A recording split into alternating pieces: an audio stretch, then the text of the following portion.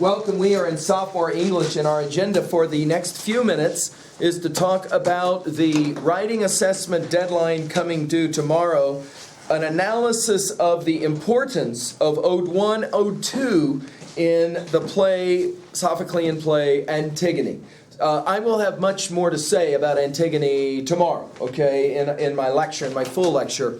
But now let's pay attention specifically to these odes. First of all, let's get the language out of the way. Sophocles writes songs that are chanted by a group or a chorus of individuals. These songs or odes are meant to bring together the preceding action. That's one thing they do. And then secondly, they set up the action to come. They give you some sense of what's about to happen, as well as kind of giving you a sense of what has already happened. So you kind of have to know a little bit about what happens in scene 1 and then in scene 2 to appreciate these odes. Let's just outline quickly.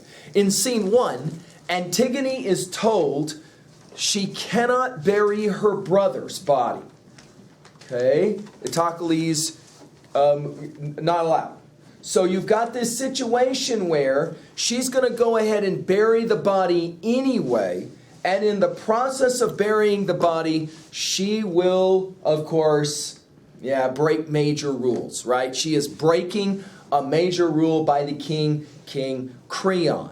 At the conclusion then of the first scene, Creon has been told about the burial of the body, and of course he is going to be irate with the watchman, the sentry, who has told him about this. He will say to the sentry, you better find out who did it, or you're going to be the one that gets jacked. Did you find it interesting, and we'll have more to say about this tomorrow, but did you find it interesting that immediately Creon assumes that the quote-unquote criminal is a male? Did you notice that? There's no assumption that the criminal could be a female. Several times in the play, this line gets used, we're just women, which seems to suggest we have no power. Men make all the rules. Women have to follow the rules. Creon certainly plays with that worldview. The chorus then will say, at the conclusion of the first scene on page 979, numberless are the world's wonders, but none more wonderful than man. This is a tribute poem to the courage and the honor and strength and wisdom of men. Jot down, what is ironic about this choral ode, given what we have just witnessed in regards to Creon and his strength of leadership? Okay. The light-boned birds and beasts that cling to cover, the lithe fish lighting the reaches of dim water, all are taken. Humans can conquer nature. They have tremendous power. Woods also, and thought as rapid as air, he fashions to his good use. Statecraft is his, the ability to run the show. Humans, amazing. Especially, this is a tribute to masculine power, male power. Dare we say it, Creon power. Of course, we already know because we've watched the end of this play. What's this cat look like by the end of this play, Creon? Is he the mighty, heroic king? No. He is one broken chap, isn't he? In every way, he's a broken man, right? He's the father of a dead son. He's the husband of a dead wife. He, of course, is the king of a Theban city that is destroyed. But notice here, the ode is to the greatness, the mighty greatness of a king. You could argue the last paragraph stanza is the most disturbing. Oh, clear intelligence, force beyond all measure. What makes humans so much more remarkable than any other species on the planet is their power to reason. Of course, Creon is a smart guy, right? But he's just not smart enough to see he's about to set up a major set of dominoes that are all about to fall. And guess who's the last domino standing that has to fall?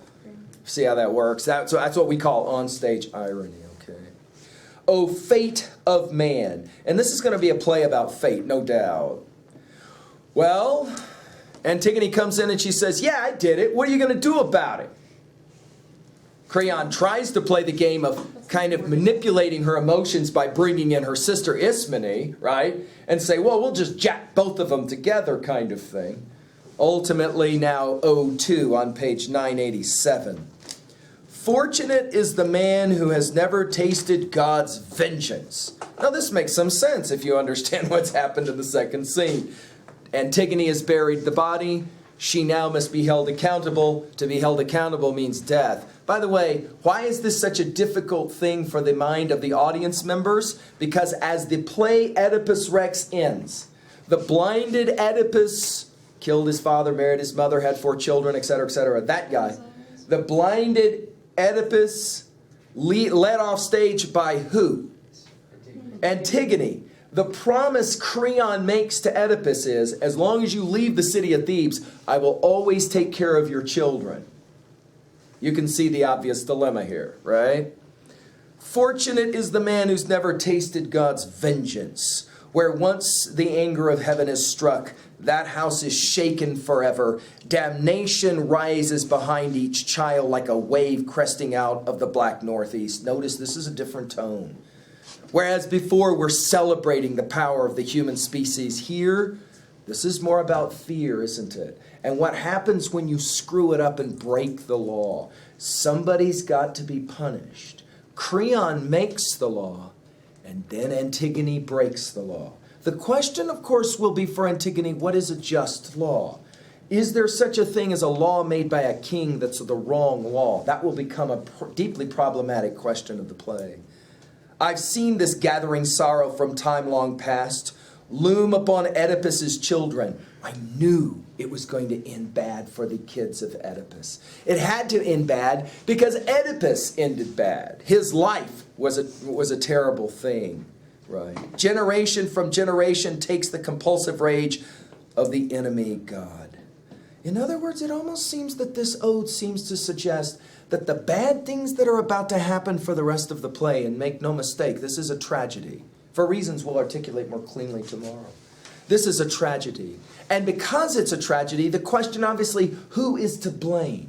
Here, Oedipus will receive some of the blame, but notice it's because he defied the will of the gods. And in that regards, generation to generation, it's like the curse of fate is passed on from one generation to the next. So lately, this last flower of Oedipus's line drank the sunlight. Antigone was an amazing woman, but look at what's become of her. Of course, anyone watching this play will hear what the chorus is really saying.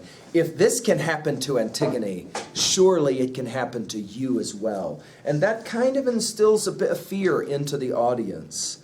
What mortal arrogance transcends the wrath of Zeus? Sleep cannot lull him. You can't get away from the will of the gods. If they are out to get you, they will get you. You can't escape death, no matter how hard you try. The straying dreams of man may bring them ghosts of joy, but as they drowse, the waking embers burn them. This is a wonderful translation, beautifully poetic. You can try to imagine there is such a thing as joy in the world, but sooner or later, it just seems as if all things work against you, and you find yourself being led off to your own death. Where are we? At the end of the second scene, right? And so you have Antigone being led away. Notice the final lines again. The ancient wisdom speaks for our own time. Fate works most for woe, with folly's fairest show.